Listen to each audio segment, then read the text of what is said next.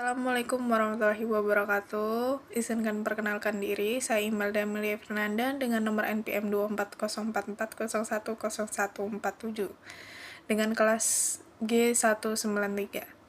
Jadi di sini saya akan menjelaskan tentang isi artikel saya yang berjudul Implementasi Bela Negara yang bersangkutan dengan program studi hubungan internasional. Di sini membahas kewajiban bela negara yang memang diatur dalam UU nomor 3 tahun 2002 tentang pertahanan negara, yang dimana setiap warga negara memiliki hak sekaligus tanggung jawab untuk melindungi keamanan dan keutuhan bangsa, bukan hanya tugas para militer saja. Lalu ada nilai inti-inti dari bela negara.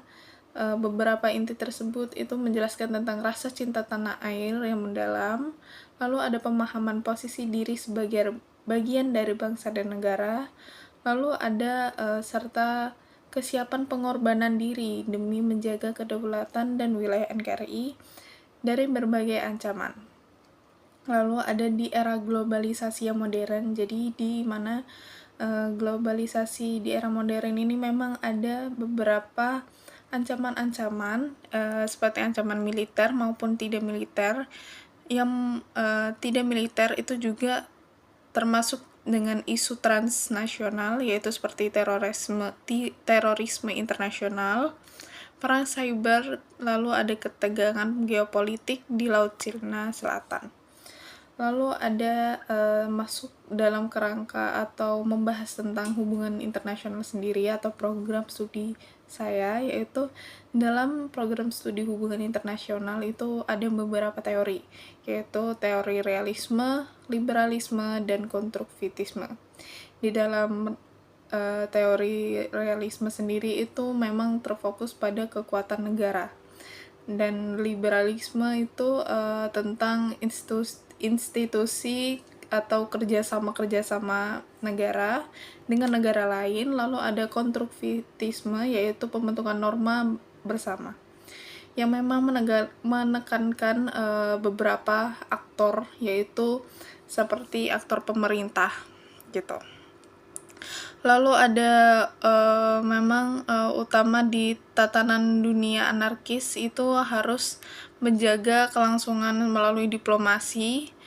Lalu ada analisis yang strategis dan soft power.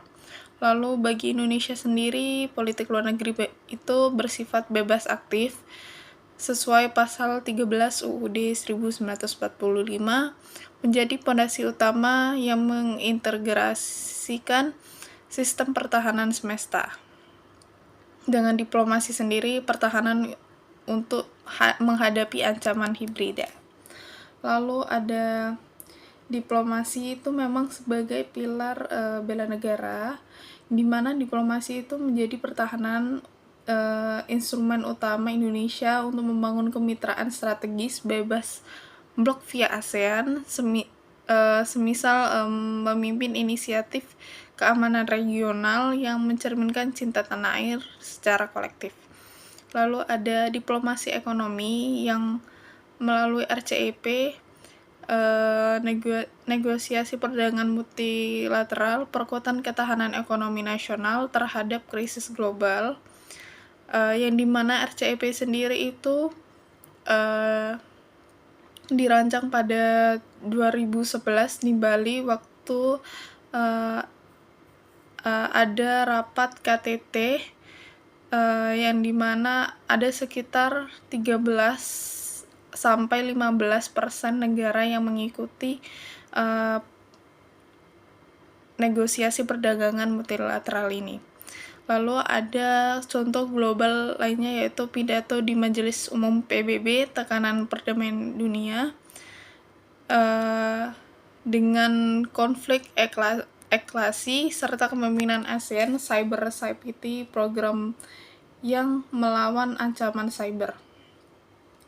Lalu peran mahasiswa hubungan internasional sendiri dalam hal ini, yaitu kurikulum hubungan internasional pada UPN Veteran Jawa Timur sendiri itu memang mewajibkan pendidikan bela negara untuk membekali generasi muda untuk hadapi hoaks dan politik, lalu ada propaganda digital dari luar negeri.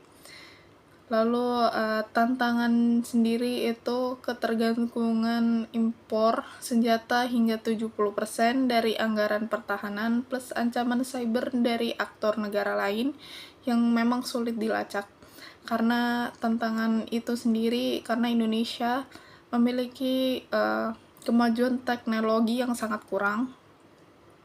Lalu ada solusi strategisnya itu integrasi diplomasi digital dengan intelijen, bentuk norma bersama via ASEAN, dan pendekatan konstruktivis untuk membangun kepercayaan regional. Jadi kesimpulannya, implementasi bela negara terhadap hubungan internasional sendiri dalam NKRI atau Negara Republik Indonesia itu tangguh di dunia multipolar, gabungkan semangat cinta tanah air dengan kontribusi perdamaian global melalui Indonesia yang politik luar negerinya itu bersifat bebas aktif dan dengan tujuan atau maksud Pancasila juga itu. Sekian dari saya, terima kasih.